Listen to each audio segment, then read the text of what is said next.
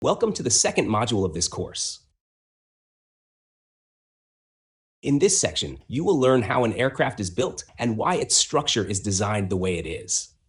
We will look at the main parts of an aircraft, such as the wings, fuselage, empennage, landing gear, pylons, and flight controls, and understand how they work together to carry loads safely.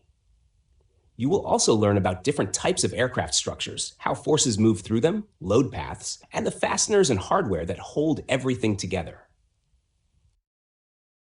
Aircraft are architected like living systems. Separate parts, wings, fuselage, tail, gear, are arranged so loads flow predictably from where they start, aerodynamic forces, landing loads, to the ground through strong, efficient paths. Structural arrangement is the blueprint for who carries which load. It's the layout of skins, spars, ribs, frames, and joints that turns aerodynamic pressure into safe support. Primary structures, wing spars, main frames, landing gear attachments, keep the airplane flying if everything else fails. Secondary structures, fairings, non-load-bearing panels, shape aerodynamics and carry light duties, but their failure won't usually make the airplane unsafe.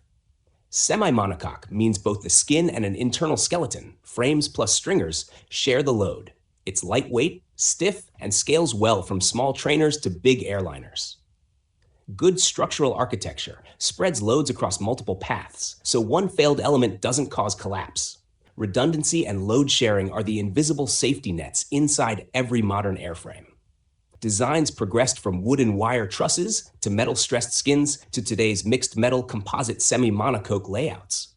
Each step solved the limits of the last and enabled higher speed, bigger size, and better efficiency.